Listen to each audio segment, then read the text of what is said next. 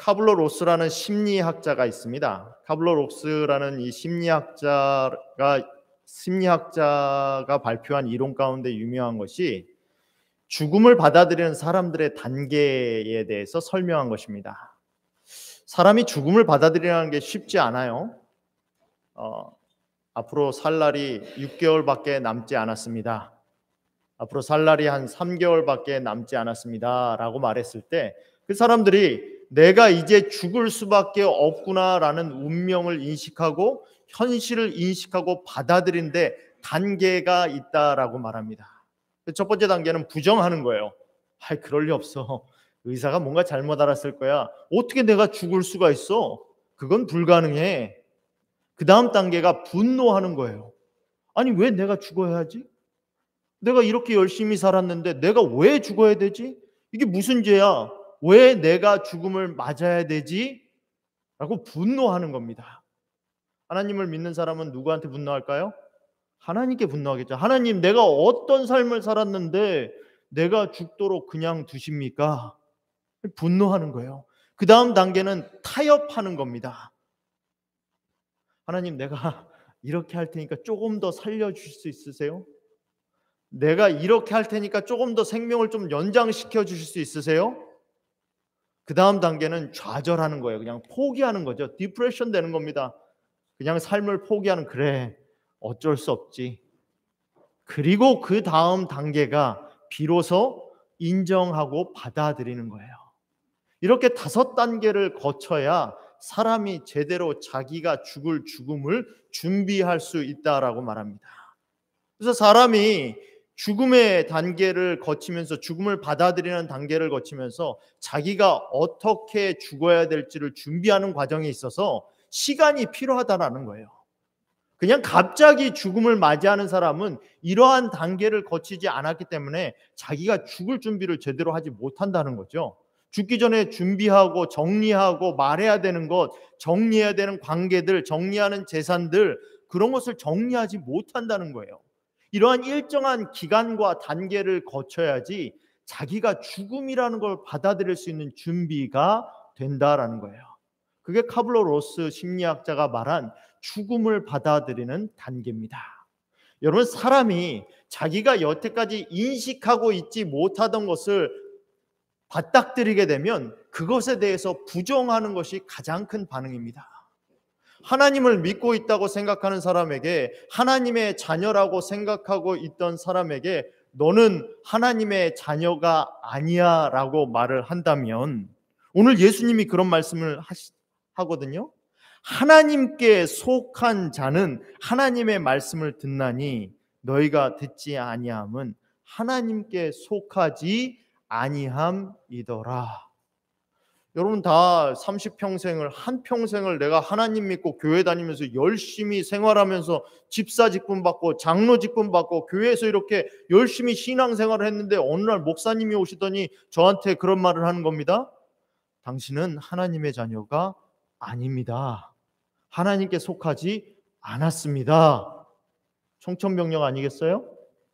나는 여태까지 하나님 믿는다고 생각하고 한평생을 살았는데 내 신앙의 중심은 교회고, 내 삶의 중심은 교회고, 내 삶의 바탕은 교회고, 그것이 내 삶의 전부인데 어느 날 너는 하나님의 자녀가 아니야 라고 말한다면 충격받지 않겠습니까?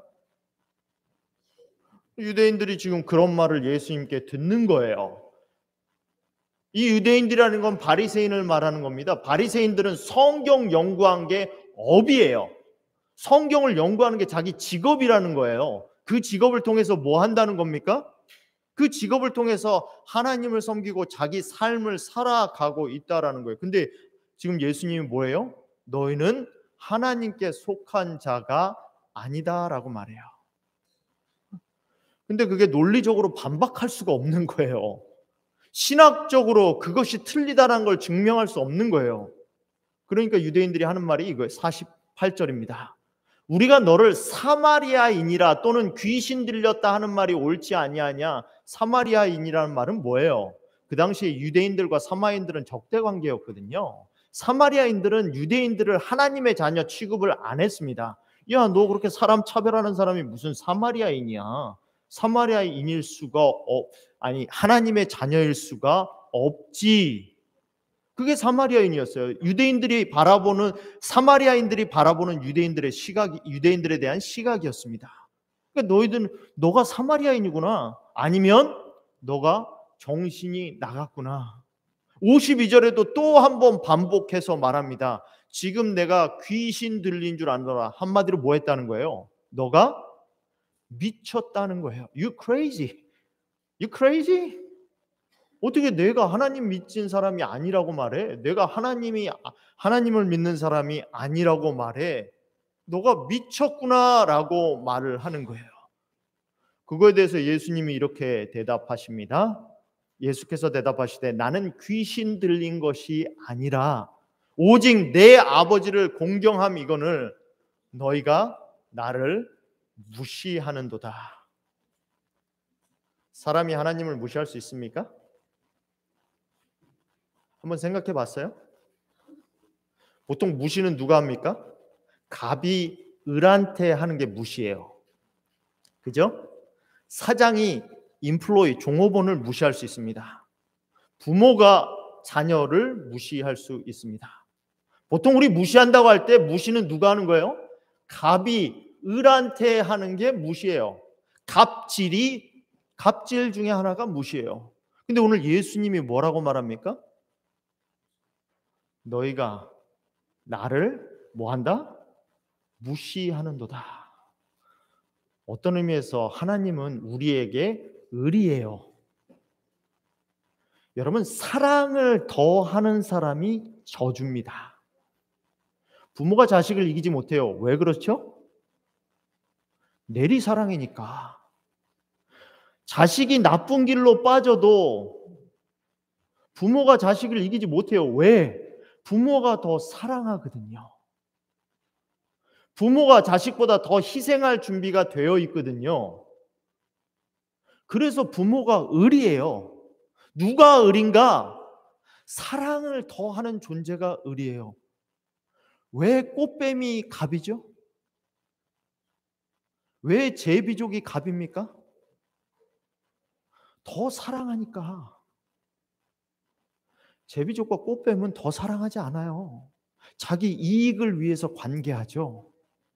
제비족이 제비족인지 모르고 사귀는 게 아니라 알면서도 사랑하니까.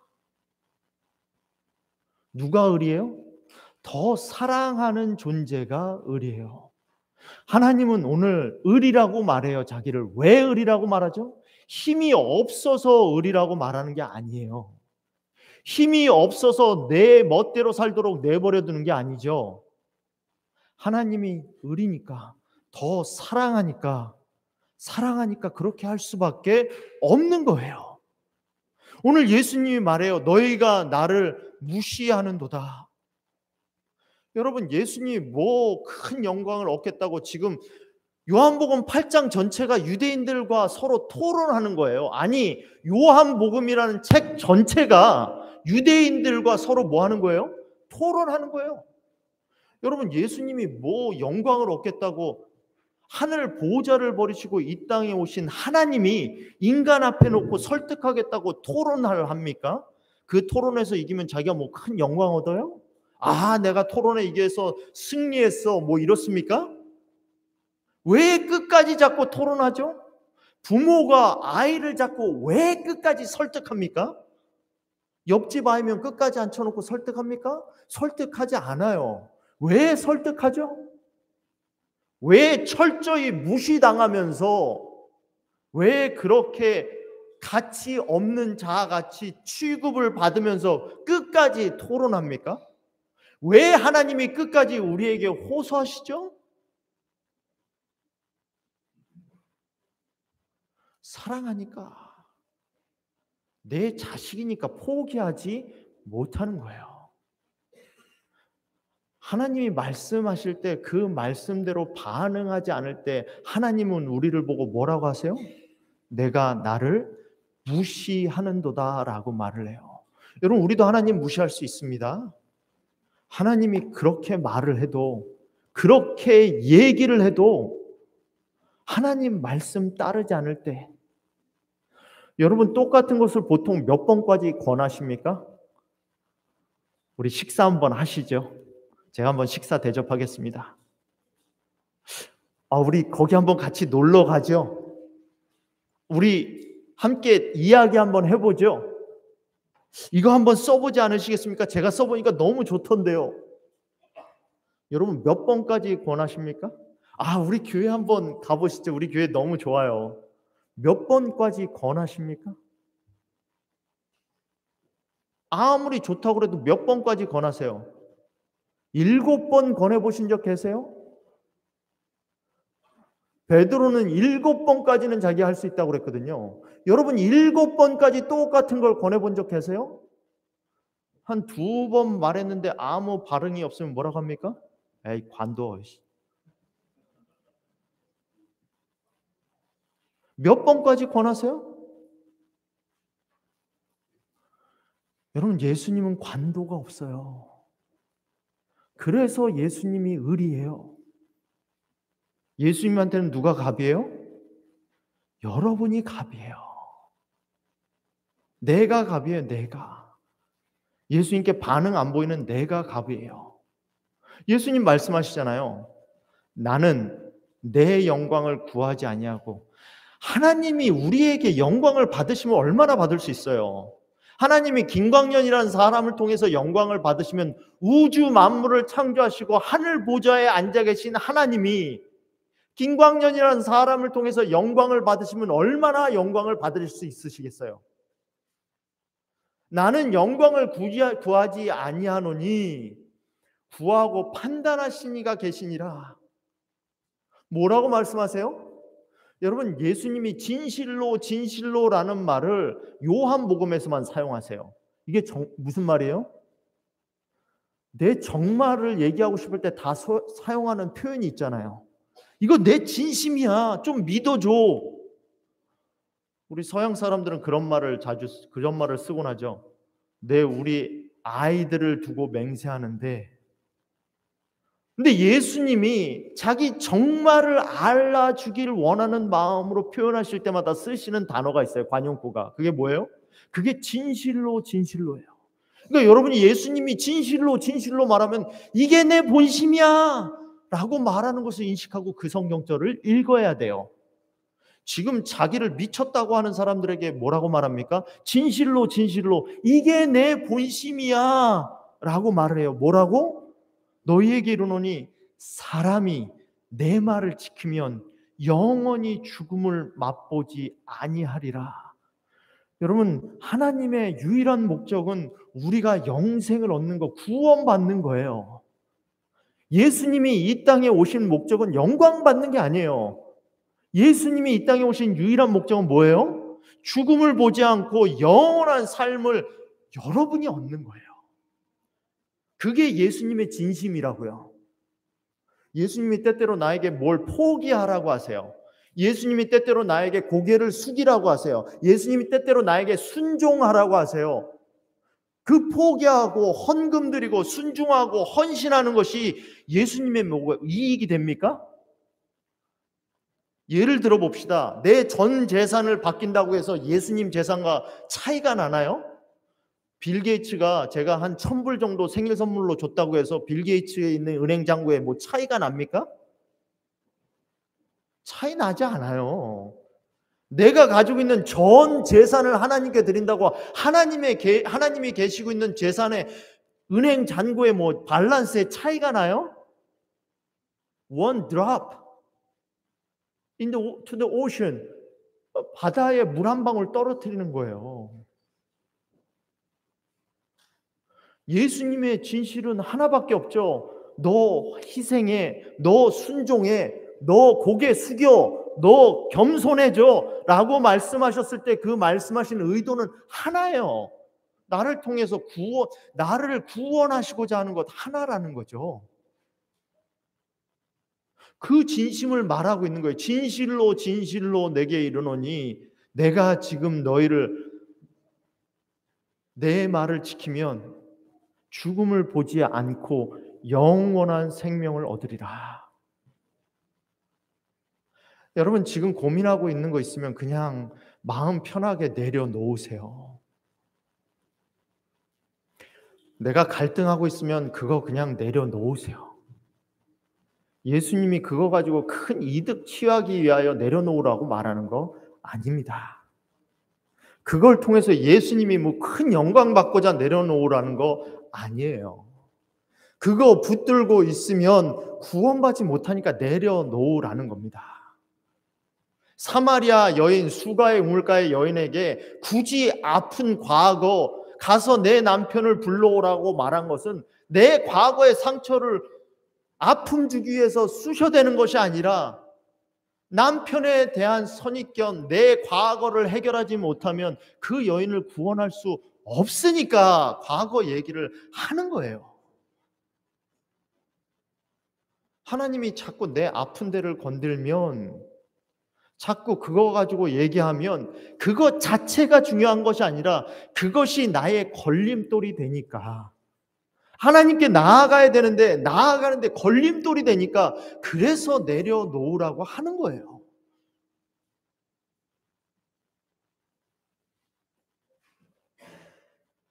하나님이 가지고 있는 유일한 관심은 하나라니까요.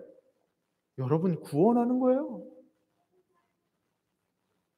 유대인들이 이래 지금은 내가 귀신이 들린 줄 아노라. 아브라함과 선지자들도 죽었거늘. 지금 이 유대인들과 예수님이 하는 대화가 서로 맞지가 않아요. 지금 예수님이 너희가 영원히 죽지 아니하리라 하고 하신 그 말씀의 의도는 뭐예요? 이 세상에서 죽지 않는다는 겁니까? 이 세상에서 너희가 건강하게 장수하고 이 세상에서 너희가 아주 부귀영화를 누리면서 잘 살 것이다 라는 것이 예수님이 우리에게 약속해 주신 것이에요? 그게 아니에요. 요한계시록 20장 6절에 말하는 두 번째 사망을 맛보지 않겠다라는 거예요. 내가 가지고 있는 건 내려놓으면 너가 이 세상에서 부귀영화할 것이다, 만수무강할 것이다, 장수할 것이다. 그게 아니에요. 이 세상에 있는 영혼에 대해서 말하는 거예요.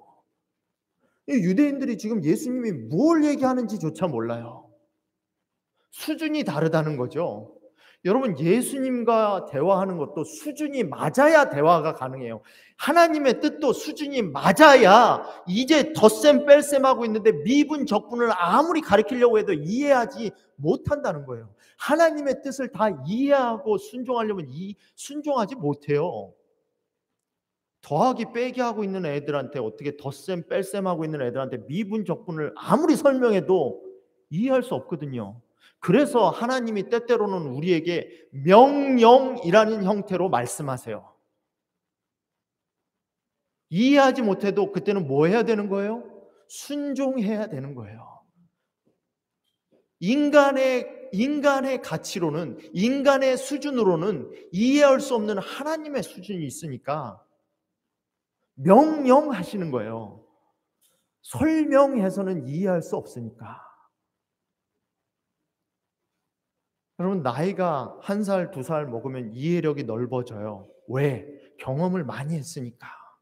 그래서 어르신들이 무슨 말씀하시면은 그 말씀 이해 못해도 새겨 들어야 되는 게 맞는 거예요. 어르신들은 그만큼 경험을 많이 했으니까 그냥 한마디 툭 던져도 그냥 한마디 툭 던진 게 아니라 자기가 살아온 경험에서 자기가 겪은 거, 실수와 고난 가운데서 배운 교훈을 한마디 툭 던지시는 거예요.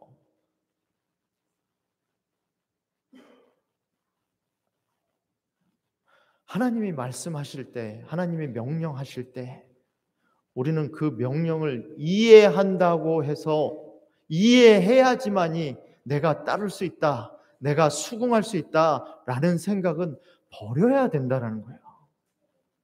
사람이 어떻게 하나님을 이해합니까? 사람이 이해할 수 있는 하나님이라면 그분은 하나님이 아니에요. 이미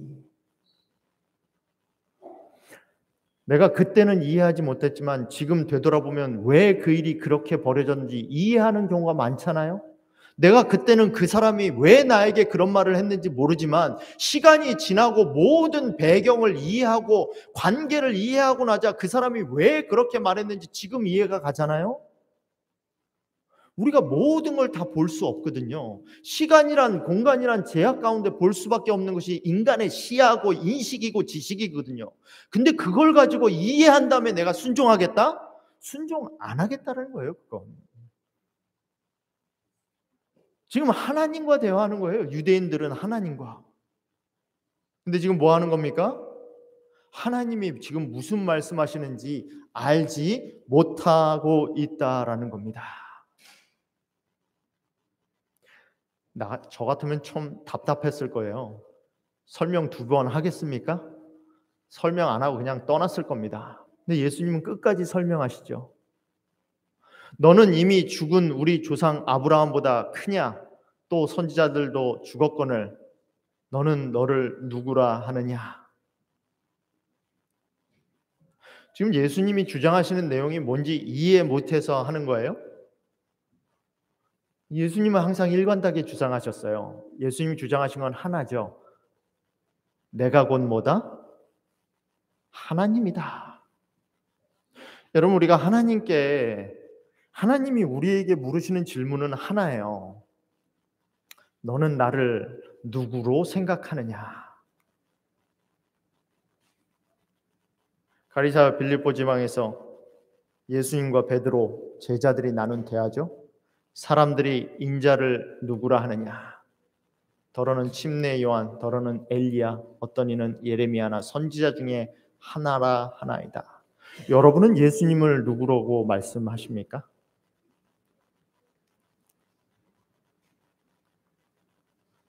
베드로한테 물으시죠. 그러면 너는 나를 누구라 하느냐?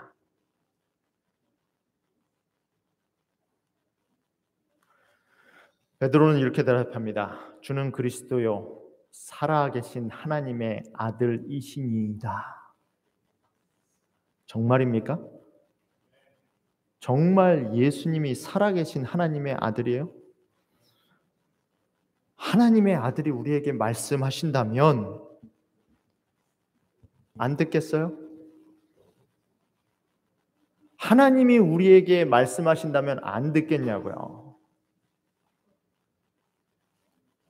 여러분, 하나님이 지금 우리에게 물으시는 거는 너는 나를 누구라 하느냐? 우리가 하나님을 하나님으로 인식하고 있다라는 것을 부정하는 게 아니에요. 그래, 너가 나를 하나님으로 인식하고 있다라는 건 나도 알아. 그런데 너는 그 삶을 살고 있니? 그걸 물으시는 거예요. 너는 내가 하나님이라고 말하면서 하나님이 인간한테 말하는데 왜 안 듣니? 그건 물으시는 거예요. 너는 나를 누구라 하느냐라는 것은 너는 인식은 그렇게 하고 있지만 머릿속에 그렇게 생각은 하고 있지만 삶을 그렇게 살고 있니? 그걸 묻는 거예요. 너는 나를 누구라 하느냐? 그 질문은 너희가 가지고 있는 지식을 묻는 게 아니라 우리가 가지고 있는 믿음을 묻는 거예요.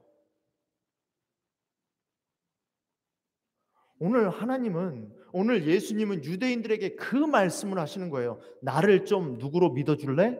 하나님으로 좀 믿어줄래? 그 얘기하는 거예요.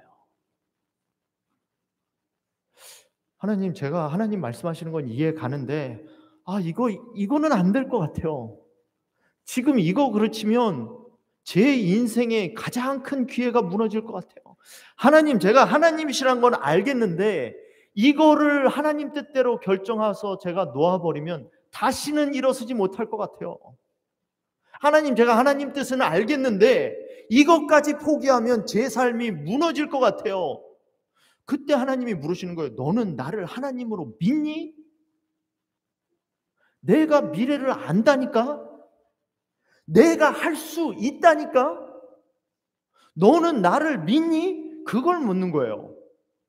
너희는 나를 누구라 하느냐? 미국에 사는 삶이 페이첵 투 페이첵 받으면 그날 그 한 달 동안 잔고가 다 나가고 없는 삶을 살아요. 그렇게 없는 삶을 사는 사람들 중에서도 하나님이 그것마저 내어놓으라고 하면 내어놓을 준비가 되어 있니? 그걸 물으시는 거예요. 여러분, 그거 내어주면 꼭 죽을 것 같아요. 사르밧 과부에게 선지자가 찾아왔을 때 사르밧 과부가 말하죠. 지금 우리 물통에 기름통에 기름 요만큼 하고 떡 한 번 먹을 거 요만큼 밀가루 있어요. 그걸로 빵 만들어서 내 아들하고 나하고 먹고 죽으려고요. 근데 그 선지자가 뭐라고 말합니까? 그거 나 줘. 너무 잔인한 거 아니에요? 선지자가 돼가지고 그 정도 되면 어떻게 해야 돼요? 그래? 그러면 그거 드세요. 전 딴 데 가서 알아볼게요. 내가 좀 굶지요. 근데 선지자가 뭐라고 해요? 그거 나 줘 그래요. 그거 나 줘. 그거 주면 죽을 것 같죠? 그거 먹고 죽으나 먹지 않고 죽으나 뭔 차이죠? 먹어도 죽고 먹지 않아도 죽어요. 그거 선지자한테 주면 죽을 것 같죠? 근데 그거 먹고 죽으나 먹지 않고 죽으나 똑같아요. 근데 그걸 선지자한테 드리고 나자 뭐해요? 3년 반 동안 먹을 수 있게 독대에 밀가루가 떨어지지 않고 기름통에 기름이 떨어지지 않아요. 그렇게 먹여 살리려고 그거 달라라고 그러는 거예요, 예수님이. 그거 주면 죽을 것 같은데 그걸 줘야 3년 반 가뭄 동안 살 수 있다라는 거예요. 지금 그 얘기 하시는 거예요. 내게 그거 달라라는 거예요. 예수께서 대답하시되 내가 내게 영광을 돌리면 내 영광이 아무것도 아니거니와. 도대체 몇 번 말해야 되죠? 나는 내 영광을 위해서 사는 존재가 아니라니까. 하나님이 나에게 뭘 달라고 할 때 그거 나를 위해서 달라고 하는 거 아니야. 내가 내게 영광을 돌리면 내 영광이 아무것도 아니거니와. 내게 영광을 돌리시는 이는 내 하나님이시니 곧 너희가 너희 하나님이라 칭하는 그이시니라. 나는 내 영광을 위해서 살지 않아. 나는 너를 위해 살아. 그거 믿어달라고 말하는 거예요. 좀 안쓰럽지 않습니까, 하나님이? 너희도 그를 알지 못하되 나는 아노니 만일 내가 알지 못한다 하면 나도 너희같이 거짓말쟁이가 되리라. 나는 그를 알고 또 그 말씀을 지키노라. 아니, 이렇게 여러 번 예수님이 말씀하시는 이유는 뭐예요?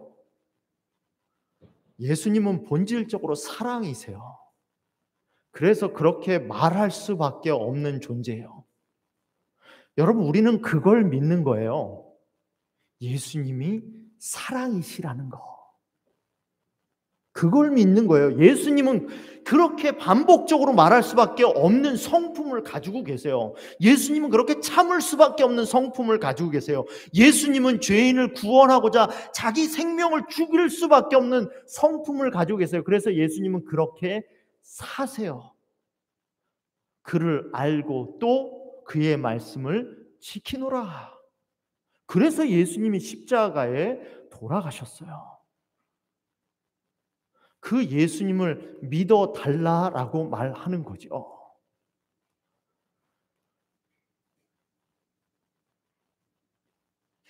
예수님이 마지막으로 이렇게 말씀하십니다. 너희 조상 아브라함은 나의 때 볼 것을 즐거워하다가 복고 기뻐하였느니라. 나의 때라는 거 뭐죠? 영어 성경에 보면 my days. 나의 때.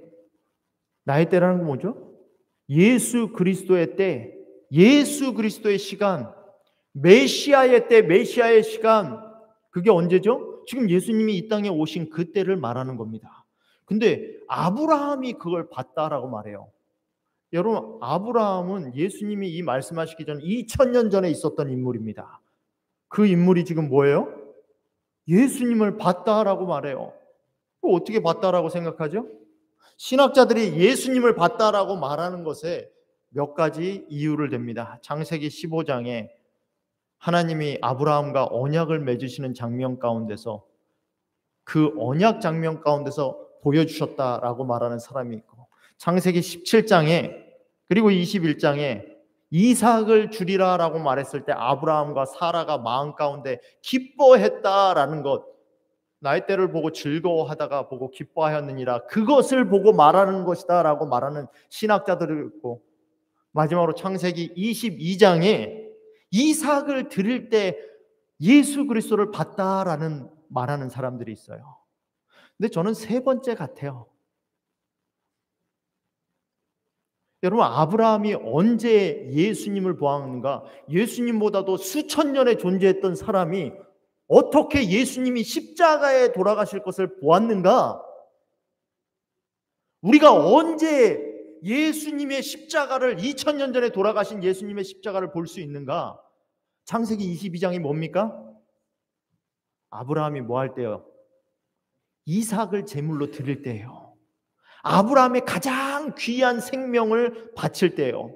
이삭이 묻죠. 뭐라고 묻습니까? 아버지, 번제할 나무도 있고 불은 있는데 모리아산으로 올라가는 중에 드릴 번제물은 어디 있습니까?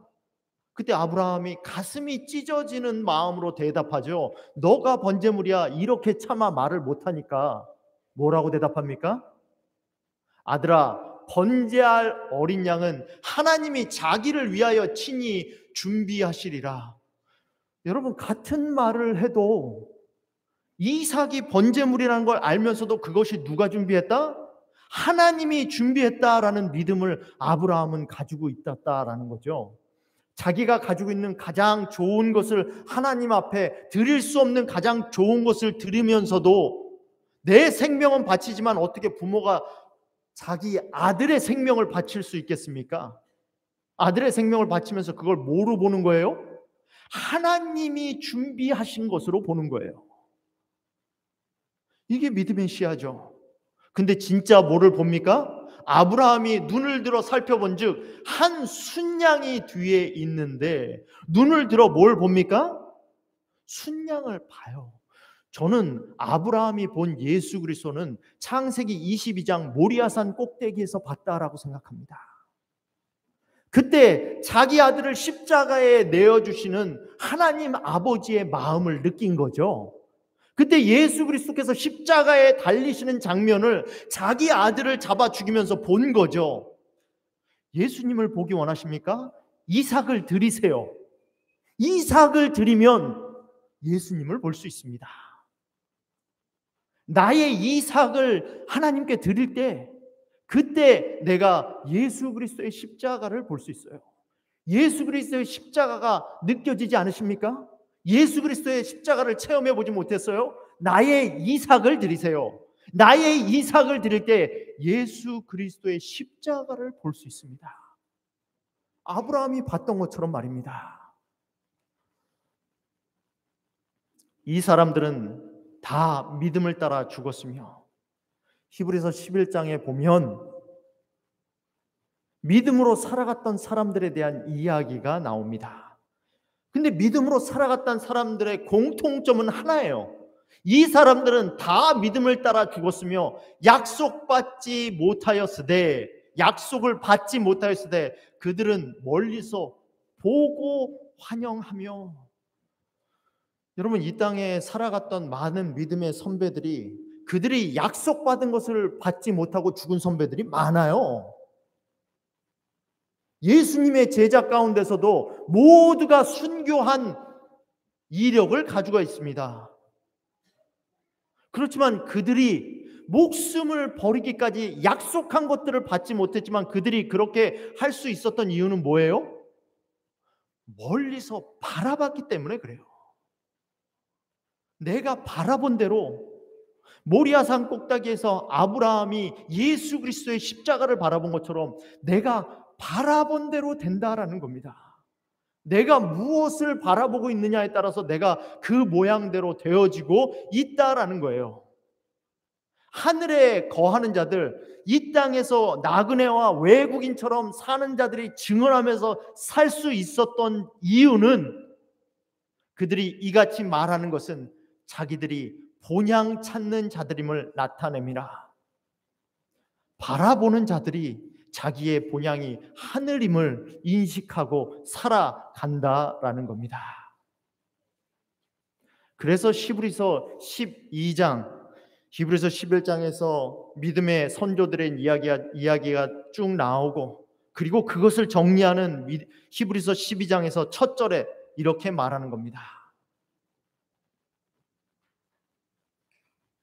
모든 무거운 것과 얽매이기 쉬운 죄를 벗어버리고 인내로써 우리 앞에 당한 경주를 하며 믿음의 주요 또 온전케 하시는 이인 예수를 바라보자.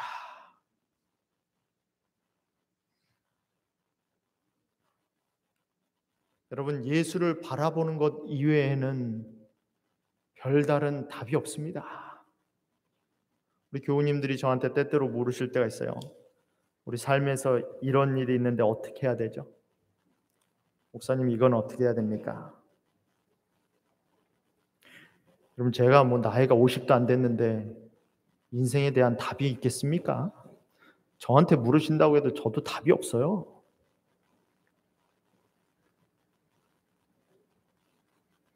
이해도 못하는데 무슨 답을 내겠습니까? 제가 그 삶을 살아보지도 못했는데. 근데 우리한테 대책은 있죠.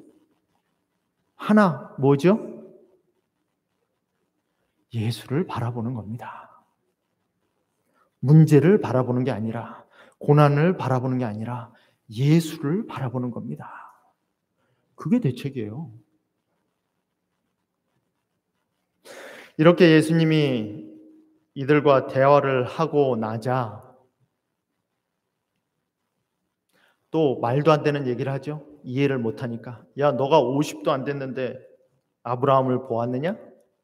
그러니까 예수님이 오늘 본문에서 두 번째 진실로를 말해요. 정말이라는 거죠. 내가 너한테 정말로 얘기하는데 아브라함이 나기 전부터 내가 있느니라. 이거 내가 있느니라 이건 뭐예요? 에고 에이미. 모세가 하나님의 이름이 무엇냐고 물었을 때 말한 그거예요. 에고 에이미. 나는 나다. 나는 존재한다. 나는 스스로 있는 자다. 그게 에고 에이미예요. 에고 에이미는 야훼, 여호와, 이스라엘 백성들, 유대인들이 하나님을 나타내는 대명사가 나는 존재한다예요. 나는 나다. 에고 에이미라는 거죠.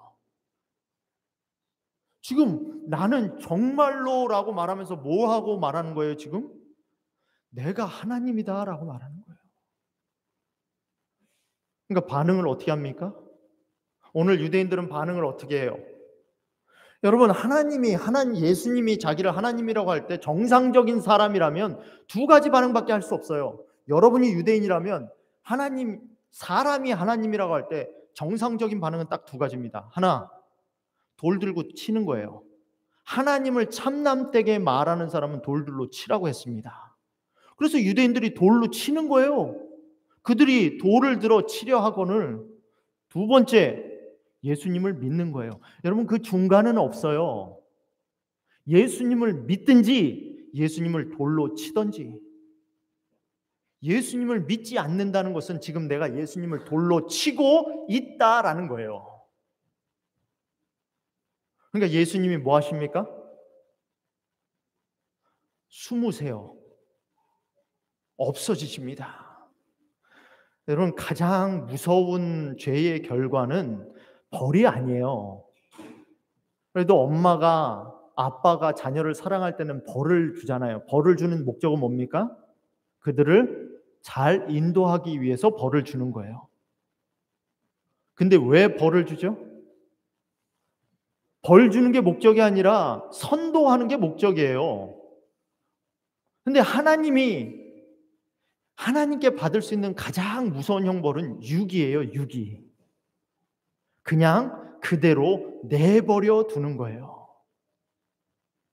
내버려 두면 희망이 없어요. 하나님께 매라도 맞으면 돌아올 수라도 있죠. 아프니까. 근데 매도 안 맞으면 뭐예요? 돌아올 수 있는 희망도 없는 거예요. 하나님이 하나님이란 걸 믿지 않으니까 예수님이 뭐 하십니까? 지금 성전에서 사라지세요. 성전에서 그냥 없어지세요.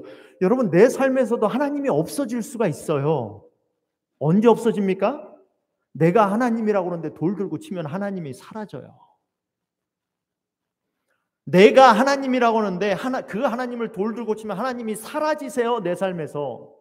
내 삶에서 하나님이 보이지 않으면 내가 하나님을 하나님으로 인정했냐를 물어야 돼요.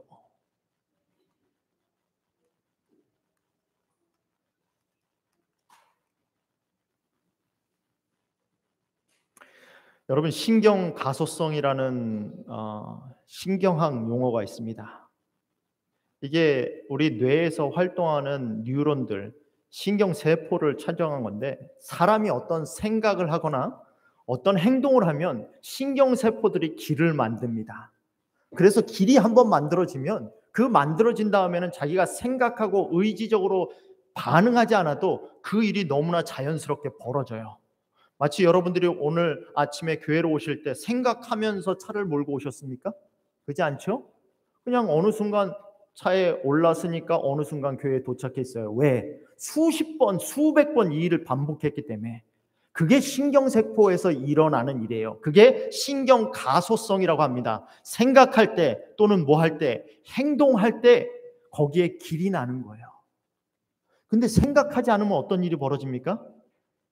생각하지 않는 사람들이라는 책에 보면 정식적 기술 연마를 멈출 경우 우리는 단지 그것을 잊어버리는 것이 아니라 이 기술을 담당하는 뇌 지도, 뇌 공간은 우리가 훈련하는 다른 기술에 자리를 내어준다. 하나님이 계셔야 될, 하나님이 생각 가운데 계셔야 될 자리에 자꾸 다른 게 들어가면 하나님이 사라진다라는 말이 그 말이에요. 뭐 해야 된다라는 거예요? 너희가 피곤하자요 낙심하지 않기 위하여 죄인들이 이같이 자기에게 거역한 일을 참으신 이를 뭐하라? 생각하라. 여러분, 생각하셔야 돼요. 바라보고 생각하셔야 돼요. 그래야지 예수님의 길이 머리 가운데 생겨요. 어떻게 사랑이 의식하지 않아도 나올 수 있는가? 어떻게 믿음이 의식하지 않아도 나올 수 있는가? 마치 내가 자동차에 들었으면 안식일 아침에 자연스럽게 교회에 오는 것처럼 어떻게 내가 생각하지 않아도 내 가운데서 의지적으로 하지 않아도 내 안에서 선이 나오는가? 바라보고 생각하면, 거기에 생각해서 내 머리 가운데 길이 낮으면 그게 성품이에요. 그게. 그렇게 되면 어떻게 되는 거예요? 내가 하나님의 사람이 되는 거예요. 사랑하는 성도 여러분, 오늘 하나님께서는 우리에게 말씀하십니다. 아브라함이 보고 기뻐한 그것, 그 예수 그리스도를 우리가 바라보기를 원하십니다. 여러분, 그 예수 그리스도를 바라보고 그 예수 그리스도를 생각함으로 말미암아 그 예수 그리스도가 우리의 성품이 되고 우리의 삶이 되고 우리의 믿음이 될 수 있는 우리가 되기를 간절히 바라면서 오늘 말씀을 마치겠습니다.